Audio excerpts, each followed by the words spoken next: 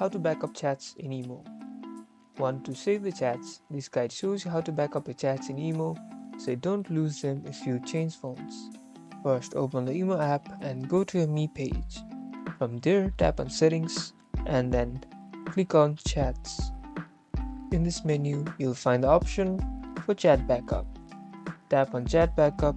You'll need to link your Google account to backup your chats.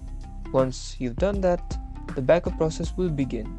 It will back up your chat history and media to your Google account storage. It's a great way to save your chats. The backup process may take a while depending on the size of your chats. You can also set the backup to automatic, so you don't have to do it manually every time. This will ensure that your chats are always backed up. You now know how to back up your chats. Get ready to save your conversations. Like and subscribe for more iPhone app tips.